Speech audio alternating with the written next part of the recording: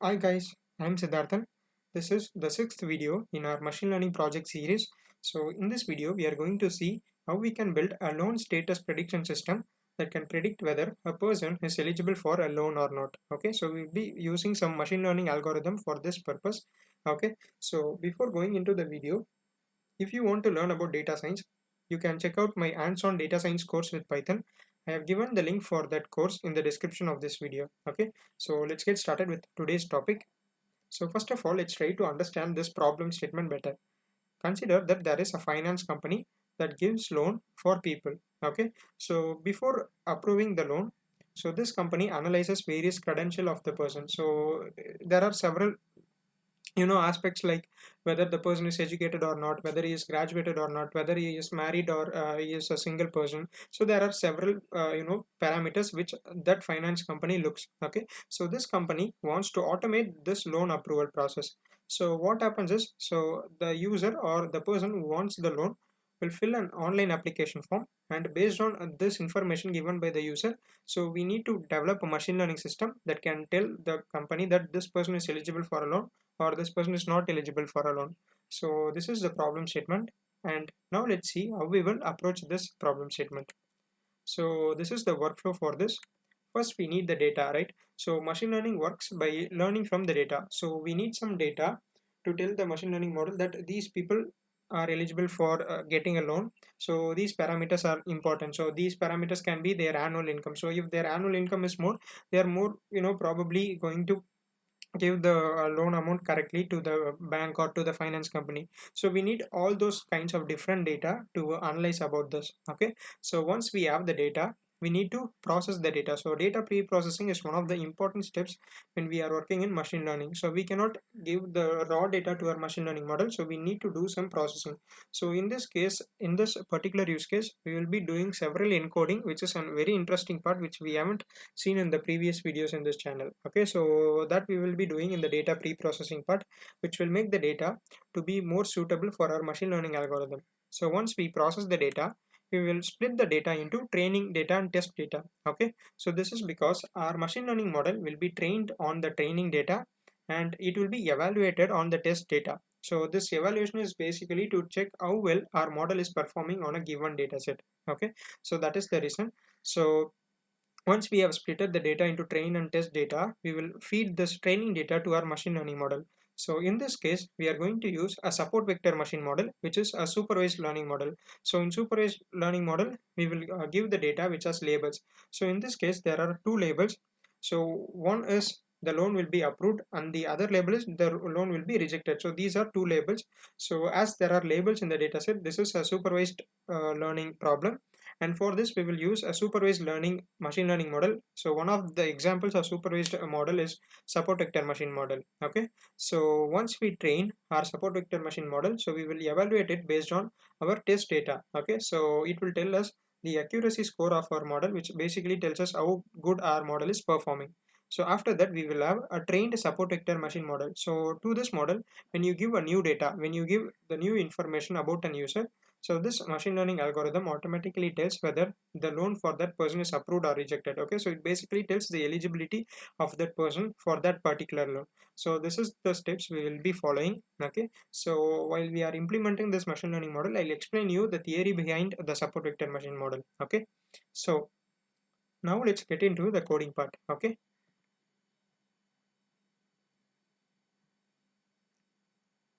so I'll be doing all the code in Google Collaboratory. So if you are not, if you haven't used Google Collaboratory before, you can check out the video Google Collaboratory Basics. So the index of that video is 2.1. So you can check it in my YouTube channel. Okay, so in that I have explained you how you can access Google Collaboratory and various features of it. Okay, so now let's get started with today's code.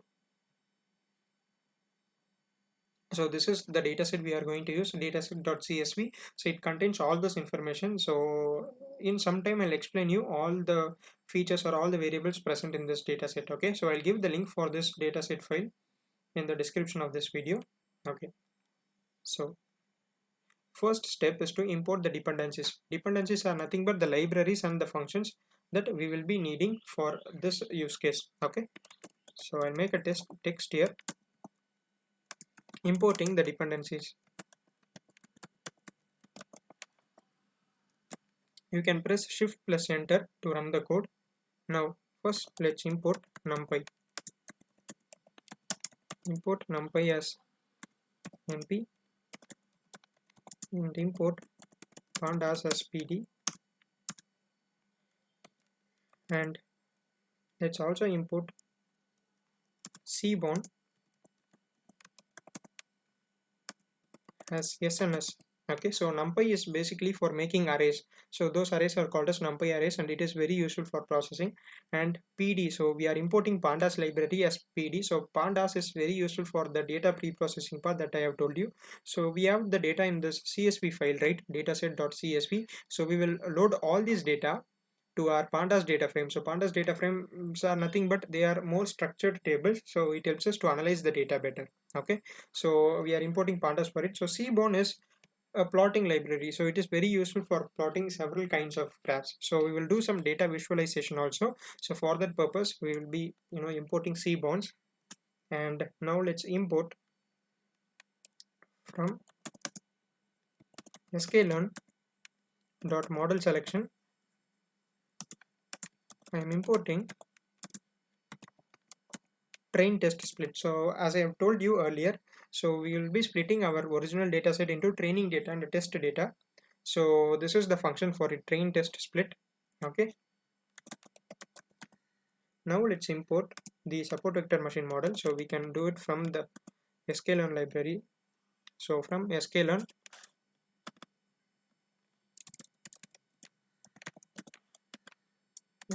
import svm. Okay, so there are many people requesting me to build model from scratch. So there is one thing we need to understand here. So it is out of the scope of this particular video. So the idea behind this video is to show you the implementation of a particular model in some use cases. Okay, so I cannot build a model from scratch in this particular video because it takes a lot of time. So but we will definitely do that in the later modules in our machine learning course. So as you know, we are making a machine learning course in YouTube. So once we have completed all the basics of machine learning, I will be explaining you the math behind every model, and we will also be building models from scratch. And the thing is, we cannot do that in this particular video, so that's the reason. So for this I'm importing the model from the sklearn library itself. But stay tuned if you want to learn more about the models and the mathematics behind them. Okay, so we will definitely do that in a later point of time. Okay, so I'm importing svm, which means support vector machine, from sklearn. And from sklearn dot metrics, let's import accuracy score. So this accuracy score is used to evaluate our model. So this tells how well our model is performing on a given data set. Okay, so we have imported all the dependencies. So let me run this. So you can, as I have told you earlier, you can press shift plus enter. So this will import all the libraries and the functions. Now this is the data collection and the data processing part. So data collection and processing. So in a week or two, I will be posting a module completely dedicated to data collection and data pre-processing, where I will be explaining you on where you can get the data set and what are the different processing that we need to do on a data. Okay, so that will be uploaded in a 1 week or in a 2 weeks time. Okay, so data collection and processing. So this data set I have downloaded it from Kaggle. Okay, so this is the loan status data set. Now we need to upload it to our pandas data frame. Okay, so let me do that. Loading the data set to pandas data frame. Okay, so let me create a variable as loan data set. So this is the variable to which we will be storing our pandas data frame. So in order to read this CSV file, so there is a function called as read CSV in pandas. So let me copy this file path. Okay, so you can go to this option menu here and you can copy the path. So if you want to upload this library, you can download it from the link that I will provide you in this video description. And once you download it, so it is a very small file, so you can give this option, which is upload to session storage, is there, right? So when you press this, a prompt will be given. So from that you can upload a file from your computer, or you can just right click here and just give upload. So through that you can upload your dataset to this particular collab session. Okay, so I have copied the path of this dataset file. Now let's use that read CSV function. So loan dataset is equal to pd dot read CSV. Okay, so read CSV, and I'll paste the path here. Okay, so that path should be pasted in this inside this coach. Okay, so let me run this. This will load this data in the CSV file to a pandas data frame. Okay, so you can check the type of the variable here. So type loan dataset. So it will tell you that it is a data frame object. So as you can see here, it is a pandas core frame dot data frame. So it is a data frame object. Okay, now let's see the sample of this data. Okay, so we can do that by printing the first first five rows of the data frame. Okay, so loan dataset dot yet. So this yet is the function that prints the first five rows of the dataset. So as you can see here, this is the sample of our dataset. So it has the first five columns. So let me explain you all these columns, what is meant by them. So first we have this loan ID. So each row represents different user. Okay, so this ID represents one user, and like that there are several users, and this is their particular ID number. Okay, so this column gives the gender of that particular person, and it gives the marital status, whether they are married or not. So we have yes or no as that. Okay, so and then we have dependents, the number of people dependent on them in that particular family. So it is the number of dependent. Okay, so 0 means there are no dependents for them. If 1 means there is one dependent. So these dependents can be their sons or daughters. Okay, so then it's this column gives the education, whether they are graduated or they are not graduated. So those kind of details. So we need education details also. Okay, and it gives whether the person is self-employed or not. So and then we have the applicant income. So what is their income in thousands of dollars. Okay, so such kind of things. And then we have co-applicant income. So the person, their spouse or other persons. So that is meant by this co-applicant, and that person's income is given in the co-applicant column. And then the loan amount. Okay, so this is the loan amount in thousands of dollars. So it can be $128,000 and such kind of things. Okay, so NAN represents these are missing values. So in a moment we will see how we will deal with the missing values. Okay, so this is the loan amount term. 360 days means it's basically almost 12 months, right? So it is the loan amount. So term, the duration for which they are applying the loan. So, okay, and then there is this credit history. Okay, so credit history basically means their credit score. It's like the credit score. So one represents it's meeting the guidelines of the company. Okay, there will be zero, the value is like a zero. So it means that their credit history is not so good. That means they have not settled the loan properly for the loans they have brought before. Okay, so one represents they have paid all the bills correctly. So that represents a credit history of one. So there are only two values in it, 1 or 0. So 1 represents they have a very good credit history, and 0 means they don't have a very good credit history. So if their credit history is 1, there is a good possibility that their loan will be approved. Okay, and then we have property area. So the property belonging to them is present in an urban area or a rural area. There are also another values such as semi-urban areas. Okay, such kind of things. And then we have loan status. So loan status is yes or no. So Y means yes and no, N means no. So if the label here is Y, which means yes, that their loan is approved. If N, their loan is rejected. So based on this data, we will train our machine learning algorithm to tell that these features are important.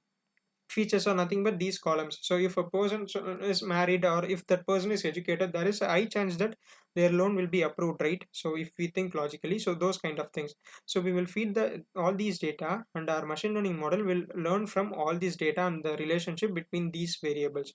So that is the idea behind this. Okay, so as we have seen the sample of this data frame, let's see how many total values are there in this particular data set. So I'm going to print the number of rows and column. So for all those who are new to Python, so if you include this hash before a line, So the Python interpreter thinks that it is a comment or it is some text. Okay, so if you want to write something or some description about your code, you can include this hash and you can write that description. Okay, so we are going to check the number of rows and columns. So for that you need to mention the data frame name, which is loan.dataset, because we have named it as loan.dataset, right?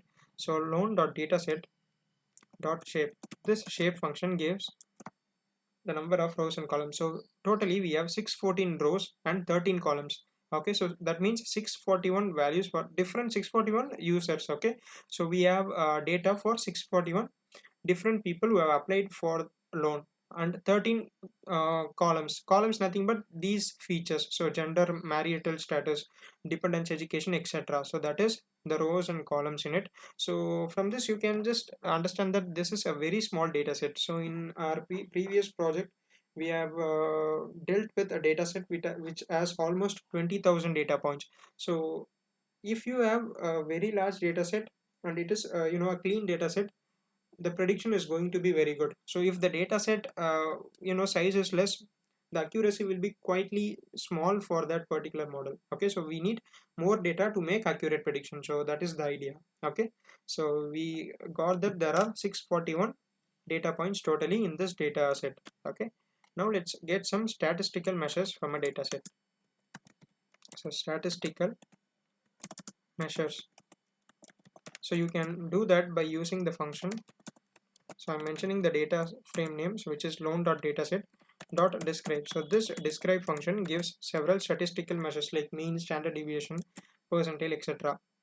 Okay, so it won't give for those categorical values. So in this self-employed column we have yes, no, all those things, right?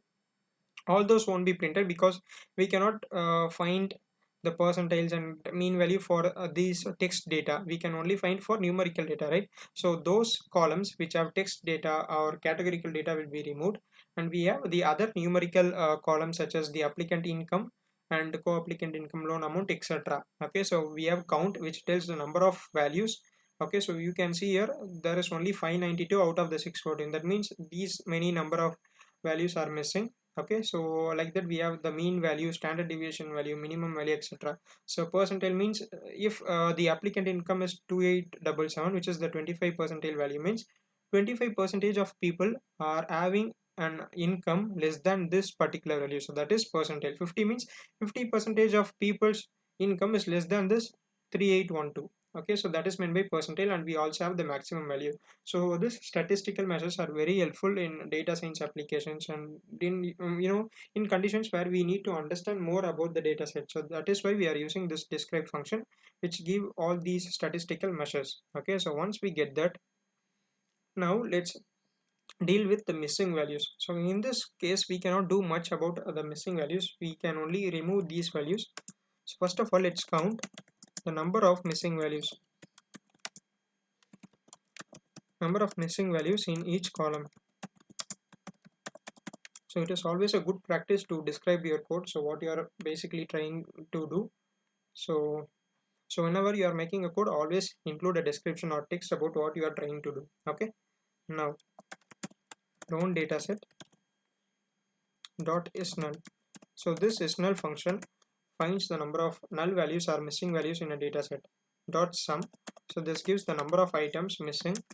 So I'll run this. So as you can see here, we have printed all the columns and the number of missing values. So as you can see the loan ID column here, so we have all these columns. So in all these columns, so we don't have any missing values in the ID, and there are 13 missing values in the gender column and 3 values missing in the married column. So all these things, okay, so these many values are missing in our data set. So not several values are missing in a particular a data set. Say for example, totally we have 614 columns, so out of that only 13 values are missing, right, out of 614. So it is not a big of an issue. So we can drop these missing values, and in certain cases we will find the mean of the value and we will replace the missing value with the mean or other some kind of values. But we can't do that here because several columns are categorical, so it just says yes or no, so we cannot find the mean between yes or no. So that is why we cannot do that imputation method. So the method of replacing the missing values with mean values is called as imputation. So we cannot do that here because we have several categorical column as yes or no. Okay, so if we have numerical columns, we can find the mean and replace the missing values with the mean of the entire data set. Okay, so now let's try to drop all the missing values. Okay, so dropping the missing values. Okay, now loan data set. So I want to drop the values from this. So loan data set dot drop NA. So NA basically represents not available, so that is missing values. So drop NA means the missing values will be dropped. So I am taking this loan data set data frame and I am dropping the missing values, and again I am storing all the values in loan data set. Okay, so this data set does not contain any missing values. So let me run this. So you can just copy this code, and now you can see whether there are any missing values. As we have dropped all the missing values, there are no missing values now in our loan data set data frame. Okay, so now we can do some more visualization and analysis on this data frame. Okay, now there is an interesting step that we will do. So this is called as label encoding. Okay, so what is this label encoding? So we have the label values as y and n, right? So it is basically means yes or no. So instead of having this alphabetical value, so we can use numerical values such as 1 for yes and 0 for no. So basically we will replace y with 1 and n with 0. So it is very easy for our processing. Okay, so that's why we are doing it. So we will do that now. So I'm taking my loan data set. I want to replace. So for that you can use this replace function. Okay, so what I want to do is take this particular column. So I don't want to change any other column. I want to take this loan status column and replace y and n. So I will mention this loan status column here. Okay, so in this curly brackets we need to mention the name of that particular column, which is loan status. Okay, so colon, again I'm creating another thing called as, so if it's n, the value should be replaced by 0, and if the value is y, it should be replaced by 1. Okay, so in place is equal to true. So this is another parameter. So in place is equal to true. So that means I want to replace all those values. So this is a dictionary data frame or this dictionary data type. Okay, so in dictionary we will have a key and a value associated to it. Here the key is n and the value for that particular key, which is n, is 0. Okay, so what I am doing is I am taking the loan status column which says yes or no or y and n. So in that particular column I want to replace all the n with 0 and all the y with 1. Okay, so this is very helpful for our processing. So there is another function in sklearn called as encoding, label encoding. So you can use that function as well, but here I'm using the pandas function, which is data frame dot replace. Okay, so there are several methods of doing it, and I am in this case I'm using pandas method. Okay, so I'll run this, and now I'll again print the number of I'll again print this first 5 columns. Okay,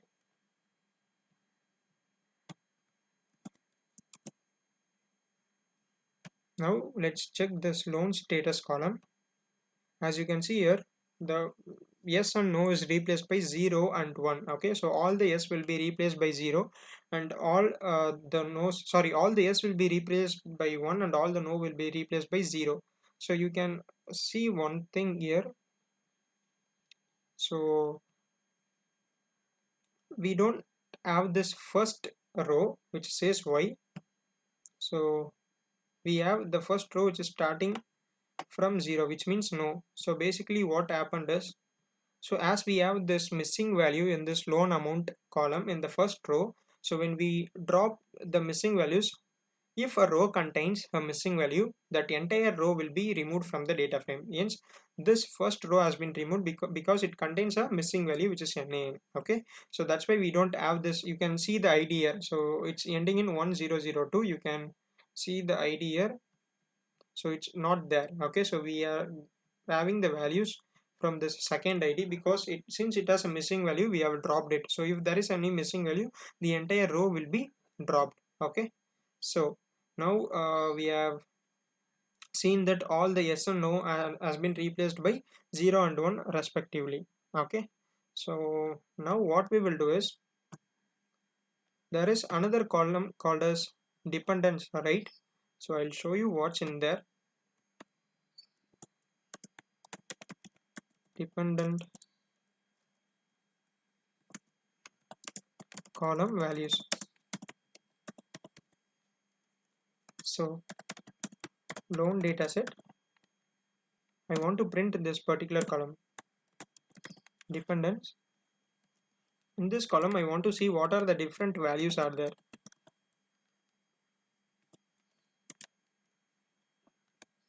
So let me put value counts. So what I'm trying to do is, what are the different values and how many values are there totally. So as we have discussed, there are only two values in loan status, which is yes or no.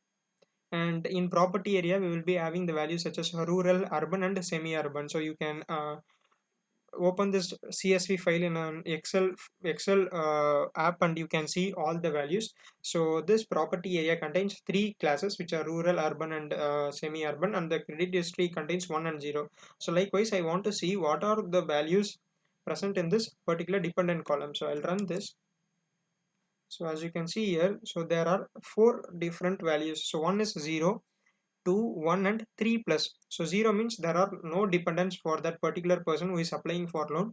2 means that person who is applying for loan has two dependent person. So dependent person can be two sons or two daughters for them. So 1 means one dependent person. 3 plus means more than 3%. So the thing here is, we cannot feed this 3 plus value to our model. Okay, so this is not a very good data type.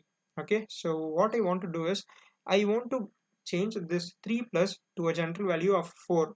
Okay, so I want to have a particular value and not this plus or minus kind of things. So what I want to do is replace all the 3 plus values with 4. Okay, so we will do the same thing we have done with the encoding, label encoding part here. Okay, so replacing the value of 3 plus to 4. Okay, so 3 plus, it can also mean, so 3 plus can mean 4, it can also mean 5, 6, etc. But I am taking a value as 4. Okay, so loan dataset. So it's basically the same replace function that we have used for the loan status column. Okay, so loan dataset is equal to loan dataset dot replace. So we want to replace some values, as we want to replace 3 plus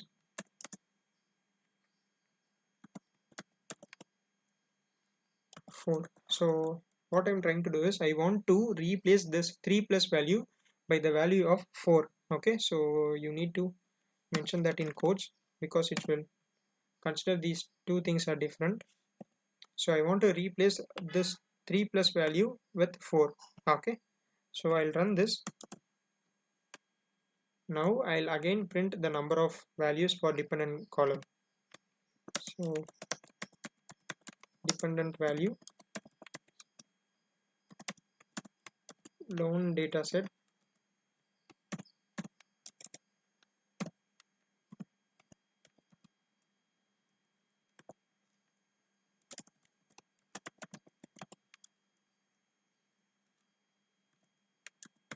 okay, so dependence dot value counts.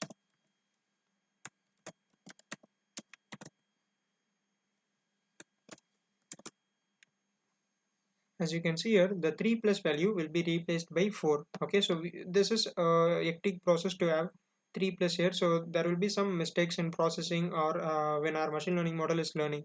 So I am converting this 3 plus value to a numerical value or integer value of 4. Okay, so now what we will do is, let's visualize this data. Okay, so I'll create a text here called as data visualization.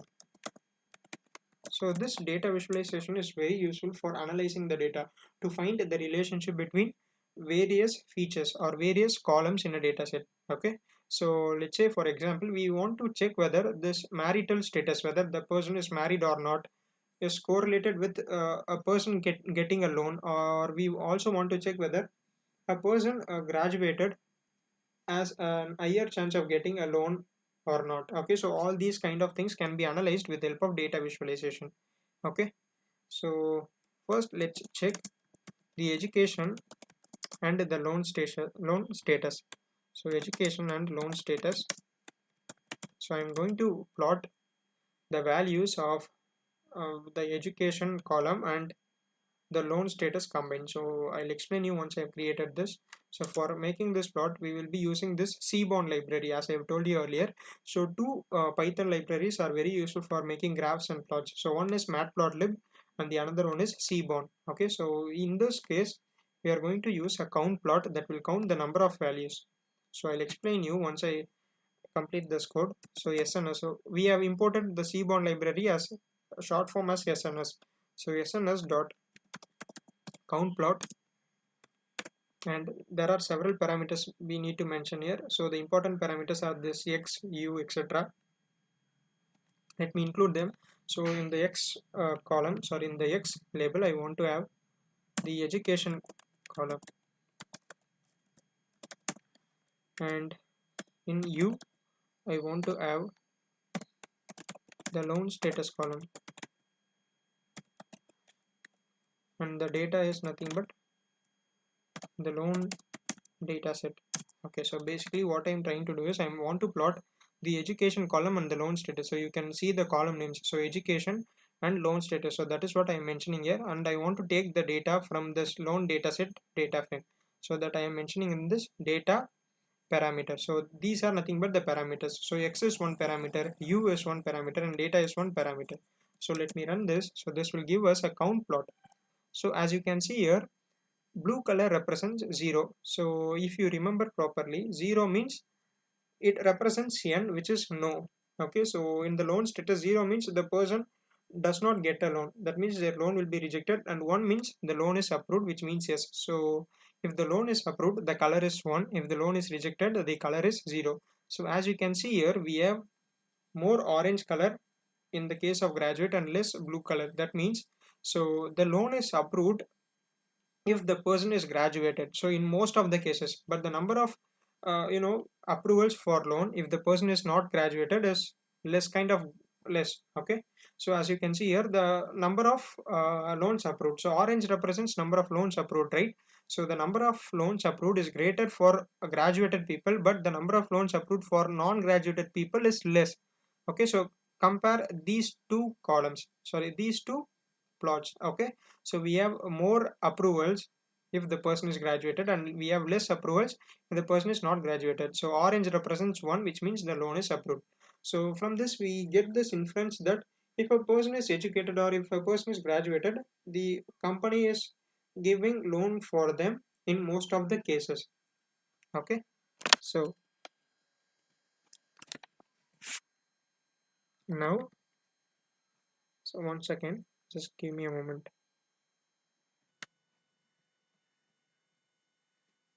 Sorry, I had a network issue. Okay, so we have plotted for education and loan status.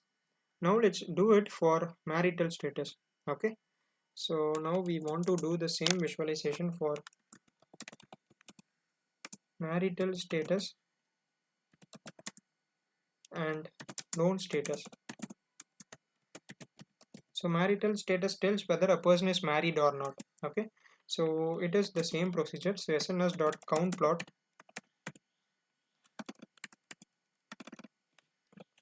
So count plot, in that the x will be married. So married is the column we have here. So as you can see here, married, and here the U will be the same. So U is nothing but the loan status. Okay, so the U is nothing but this particular value, so it will be compared. Okay, so that is what the U is here. We want the U to be loan status in both the cases. Okay, so U, and the data in this case is also the same, which is loan data set. Okay, so let's run this and see this.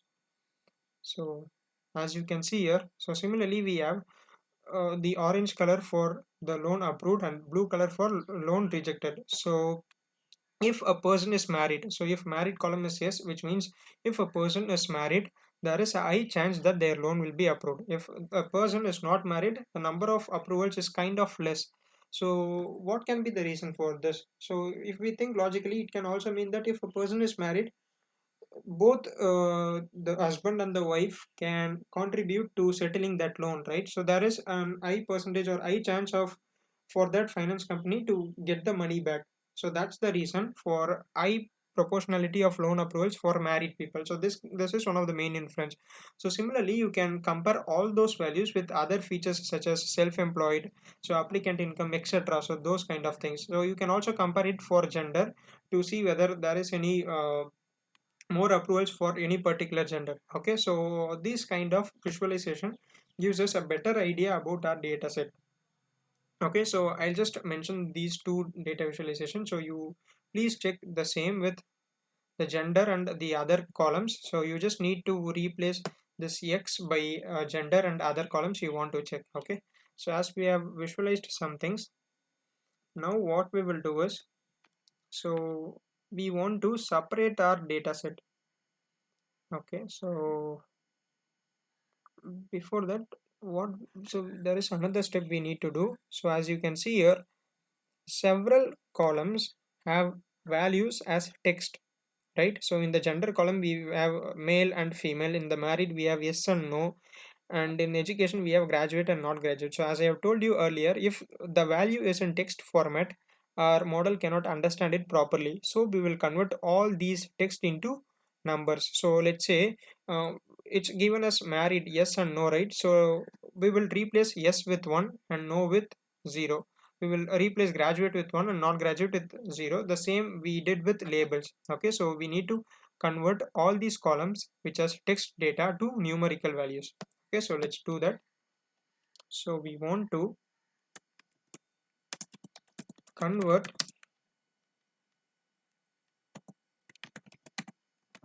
categorical columns to numerical values. Categories are nothing but male and female, graduate or not graduate, those kind of categories to numerical values. Okay, so it's the same replace procedure, so as we have did before with the label thing. Okay, so we have replaced the label, right, using this replace function. So we are going to do the same procedure here. Loan dataset dot replace. So I want to take this married column. So if in the married column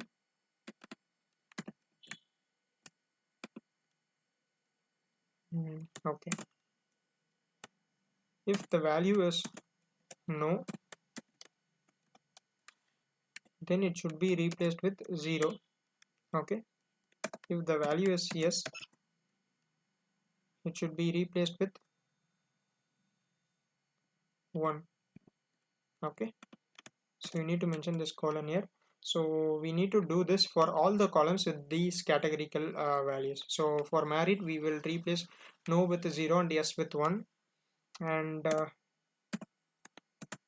gender, in gender column, let's say if the value is male, let's replace it with 1, and if the value is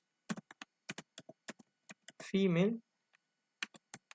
we will replace it with 0. So these are the two labels. So we need to do that for all the columns that are categories. Okay, so So we have did this for married column and gender column. So what are the other columns? So we have this self-employed column. So we need to replace this yes or no here. So we will replace this self-employed column. So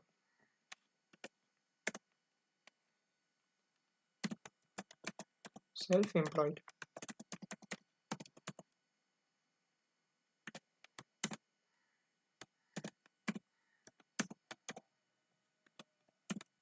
So no is 0 and yes is 1. So numbers should not be enclosed in quotes, only the text or strings should be enclosed in quotes. Okay, so 1, and then we have, so you can do it in the same line or you can just press enter, so you can see the indentation here. Okay, so both are same, so you can do in the same line or in the next line. Okay, so we have did this for self-employed column. Next we will do the same for the property area. So as I have told you earlier, property area, so property area is, so as I have told you earlier, there are three values: rural, semi-urban and urban. So for rural, let's replace the value with 0, and for semi-urban, let's replace the value as 1, and for urban, let's replace the value as 2. Okay, so 0 1 2. So rural is given the label 0, semi-urban is given the value 1, and urban is given the value 2. So if you want to check what are the different values, so let's say we want to check what are the different values present here, so you can follow this same procedure. Okay, so we have found the values for dependence, right? So in this case you can replace this dependence with the property area name, so that will give us the number of, sorry, the different types of values and the number of values for each case. So for example, it will give rural, semi-urban and urban, and the number of rural values and number of urban values and semi-urban values, so those kind of things. Okay, so we have replaced the property area column. So the other column which is categorical is education. So education is, there are two values as we have seen earlier. So those two values are nothing but graduate and not graduate. So if the value is graduate, let's replace it with 1, and if the value is not graduate, so not graduate, so we need to replace it with 0. Okay, and then we have, so these are the categorical values. So we have marital status column, and we have the gender column, and self-employed column, property area, and education. Okay, so as we have did earlier, we need to mention this in place, which means we want to replace all those values. So in place is equal to true. So it basically means in the place of this graduate I want to put 1. So in the case of, in the self-employed column, in the case of no, I want to, in the place of no, I want to put 0. So that is why we are mentioning this in place is equal to true. Okay, so in place is equal to true. So let me run this. Okay, so I think we have did that correctly. Now let's check the sample of our data frame. Known dataset dot yet, as I have told you, it will print the first 5 rows. So now you can see, in the previous case we have the text values as male, female, graduate, not graduate, married, yes or no. So those kind of things are replaced by numerical values as labels 1 and 0. Okay, so for all these values, so this is what we have did in this, converting the categorical columns to numerical values. So this is one of the important pre-processing steps. So in several data pre-processing of different data set, we need to perform this particular function to convert the text data or categorical data into numerical values. Now what we will do is, we will separate all the data and we will separate the label. So in this case the label is loan status, right? So when we are feeding it to our machine learning model, so we need to feed the data separately and the corresponding label separately. So here the label is nothing but the loan status, which represents yes or no. So 0 means no, 1 means yes. So the loan is approved or not. So that is the final variable required for us, right? So we need to separate all this data and label. So let's do that. And also another thing, so we don't need this loan ID column. So this loan ID is not useful for us. So we need to drop this loan ID column and this label column. So we will store this label column in a separate variable. So separating the data and label. Okay, so I'll create a variable as x. So in x I'll store all the values except this label. So all the data will be stored and this label will be removed, and I'll create another variable y in which I will store all these label values. Okay, so as I've told you earlier, we don't need this loan ID column at all. So I'll take this loan data set, and you can use the function drop. So this will drop the columns or rows. So I want to drop the columns. So columns is equal to, say if I want to drop only one column, I just can mention that columns is equal to, so the column name I want to drop is loan ID, right? But in this case I want to drop two columns, loan ID and loan status. So what we need to do is we need to give a list here which contain the columns we want to remove. So I want to remove the loan ID column. So you can put a comma here and we can include the loan status column. So we are creating a list with two values. So first value is loan ID and the second value is loan status. So I want to remove both of these columns, and we will mention the axis is equal to 1. Okay, so if you are removing a column from a data frame, you will give the value for axis as 1. If you are removing a row, you will give the value for axis as 0. Okay, so as we are removing columns, I am giving the value of axis as 1. And as I've told you earlier, we need to store all these labels or loan status column into y. Okay, so loan data set, and I'll mention loan status. So what I'm doing is, sorry, we need to have a square bracket here. So I'm taking this loan data set, I'm dropping the loan ID column and loan status column, and I'm storing all the data to this x, and I'm taking this loan status column, which is the label for our data set, and I'm storing it in y. Okay, so I'll run this. Now I'll print x and y, print x and print y. So now you can see that, okay, so there is some problem. Okay, so there is some typing error. Print.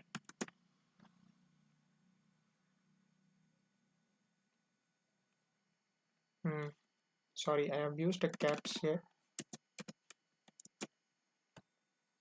Okay, so as you can see here,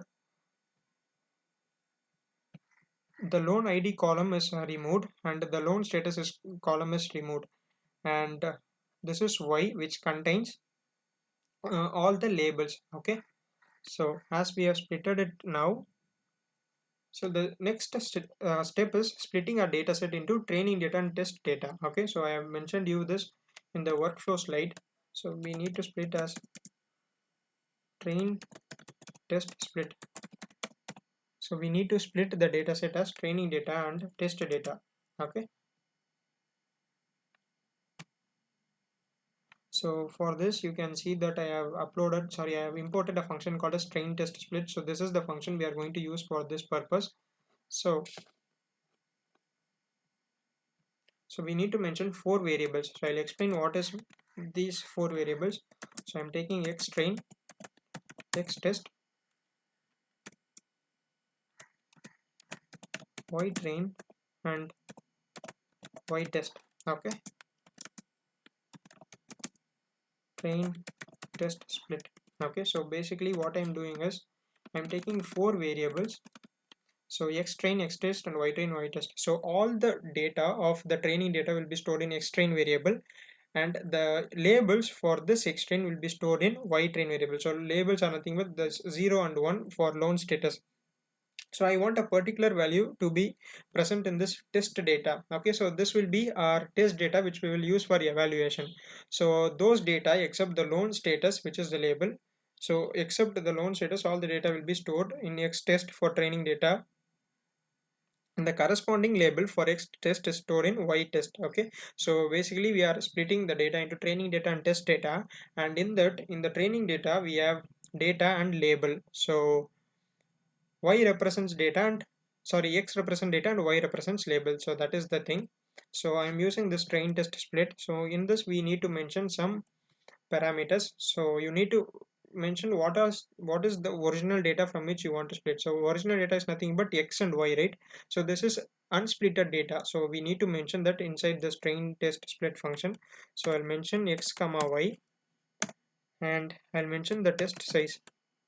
So test size, let's say, is 0.1.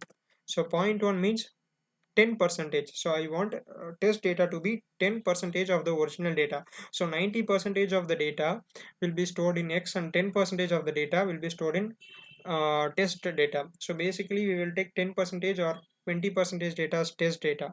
Okay, so I have test size is equal to 1, and stratify is equal to y.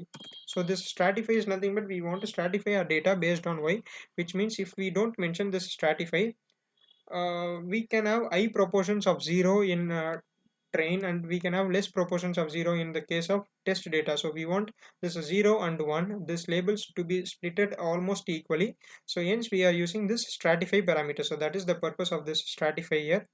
And now we need to mention this random state. So let me put random state as is equal to 2. So you can put any values you want in the case of random state.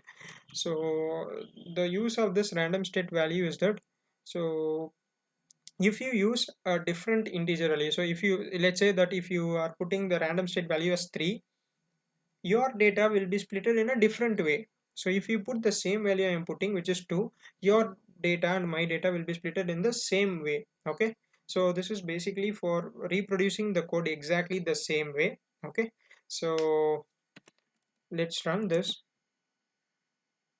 and let's check the shape of, say, print x dot shape and x train dot shape and x test dot shape. Okay, so x is the original data set. So originally we have 480 values, and in the training data we have 432 values, and the 10 percentage of it. In the x test we have almost 48 values. Okay, so we have splitted our data set into training data and test data. So you can wonder that initially we had almost 614 values, but now we have only 480 values in the original value. So that is because we have dropped all the missing values, right? So those values has gone as missing values. So totally we have 480 values. So that is splitted into training and test data. Now we can train our machine learning model, which is a support vector machine model. Okay, so using this training data, and we will evaluate it based on our test data which we have splitted now. So let me put here training the model. So we are going to use a support vector machine model. Support vector machine model. So I'll create, one second. So let me create a variable as classifier. So let's name it as classifier, and I load this SPM. So as you can see, I have imported SPM from sklearn, right? So we need to use this function SPM, which is the support vector machine model. So classifier is equal to SPM dot svc. So svc means support vector classifier. So we are going to classify our data in this case. So this is a classification problem where we need to split our data uh, into loan approved or rejected, right? So we are using a classifier model. Okay, so the other type of model is a regression. Okay, so here we need a classification, and you need to mention the kernel as linear kernel. Okay, so I'm storing this support vector machine classifier to the variable called as classifier, and here we need to train the data. Training the support vector machine model. So we will use the function fit for training the model. So use classifier. So this classifier is now this support vector machine model. So classifier for dot fit. So this will train our model. So fit, you need to mention the data and the corresponding label. So we need to train this with the training data, right? So mention x train and y train. So y train is the label for the corresponding values in the x train. So if you run this, this will train the model. So this will take some time to train the model. So in that meantime, let me explain you the theory behind the support vector machine model, as I have told you earlier. Okay, so this is the graphical representation of support vector machine model. So you can see the important terms marked here. So there is a central line, right, called as hyperplane. So and in the two sides we have two kinds of data. One kind of data is marked in yellow color, and the other kind of data is marked in red color. So you can think of this in the use case we are discussing now. So let's say that yellow color represents the cases, the class 1, which represents uh, loan status approved. So all the data for loan status approved is marked in yellow color, and all the values for which the loan is rejected is marked in red color. So what happens is, so this support vector machine model will try to fit this data around an hyperplane. Okay, so it will try various fits, and it will find an hyperplane. Okay, so it won't have this. You can see this support vectors here. So support vectors as marked here. So you can see this support vector. So these support vectors must be as far from the hyperplane as possible. Okay, so you can see the support vectors here. So this is the support vectors for the first class, this is for the second class. So basically it will try to split the data and tries to find the distance between them. So when you give a new data, it checks in which kind of class the value is being fitted. Okay, so the important work for our support vector machine model is to find this hyperplane based on the data we are training it. Okay, so that is the important thing to note in the case of support vector machine model. So in this it is only two dimension. We can have multi-dimension where we have three features. So if you have three features, so the data will be plotted in 3D view. Okay, so in our case we have almost 11 columns or 11 features. So the dimensionality increases if we have more columns. So this is the basics on how support vector machine model. So basically it will find a hyperplane, and the support vectors are nothing but the data points that are close to the hyperplane. Okay, so now let's see whether our model is trained or not. Okay, so our model is trained, and these are some parameters of our model. Now we can evaluate our model. So now we can evaluate the accuracy score of our model. So model evaluation.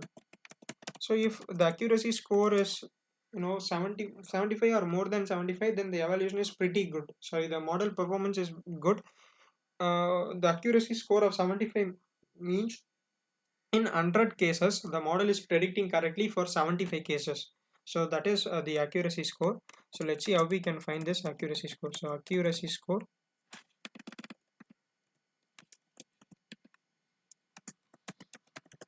score on training data. First of all, let's find the accuracy on training data. So I'll create a variable called as xtrain prediction. So xtrain prediction is equal to classifier. So if you remember properly, this classifier is our support vector machine model, which is trained using this fit function. So classifier dot predict. So you need to mention this xtrain. So I am predicting the label values for this xtrain. So you need to mention that here.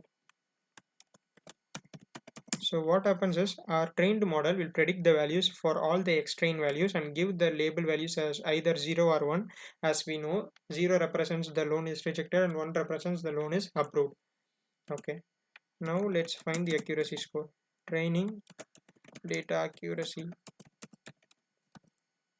Okay, so training data accuracy is equal to, so if you remember we have imported the accuracy score function from sklearn.metrics, right? So we will use this accuracy score function to find the accuracy on training data. So accuracy score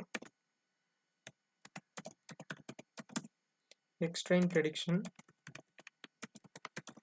So this will be compared with the original label, which is white range. So basically what I'm doing is I'm taking this xtrain value. So this xtrain does not contain the label, right? So all the predicted label will be stored in the value called as xtrain prediction. So this is the values predicted by our model. Now we need to compare it with the original label. The original label is nothing but white train, right? So we have splitted the y as white train, which represents the label for xtrain. So we need to compare the values predicted by our model, which is known as xtrain prediction, with the original labels, which is y train. Okay, so let me run this. So this will get the accuracy score. Now let me print the accuracy score of the model. So accuracy on training data. Okay, so I want to print this training data accuracy. So this accuracy score function will compare the values predicted by the model and the original values, and it will store the score value in this training data accuracy variable. So I'll paste it here. If we print this, we will get the accuracy score. So as you can see here, our accuracy score is 0.79, which means 79 percentage. So we get an accuracy of 79.8, which is almost 80 percentage. So the accuracy score is pretty good. So you can get more accuracy score if you have a very large data set. Okay, so as I have told you earlier, this is a very small model, sorry, a very small data set, as we have only almost 500 data points. So for a 500 data point data set, 80% accuracy is very really good. Okay, now we need to find the accuracy of test data. So accuracy on training data is important, but the accuracy on test data is way more important, because our model does not see the values in y train, sorry, x test. It does not know this test data, right? As I told you earlier, we need to evaluate our model on test data. So this is the test data, which is x test. So we will do the same procedure, but we will just change a few things. So in this case, I have just predicted using the training data, so that is not much important. So but the accuracy score on test data is very important. So I'll just change the variable names. So test, in this I'll mention test. So x test represents the test data. So we have splitted it using our test train test split function. So test data accuracy and y test. So x test represents our text test data, and y test is the corresponding labels. Okay, now let's print the accuracy on test data. So I'll just change the names.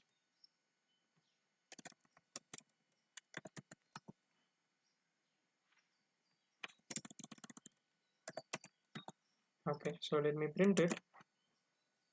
So we are getting an accuracy score of 83.3, which is really good. Okay, so let's try to understand what is the difference between this training data and test data. Okay, so I have given this example in my previous videos as well. So if you haven't watched watched my previous video, this is for you. So let's say that a person is studying for a maths exam. Okay, so he will be solving the questions given in a textbook.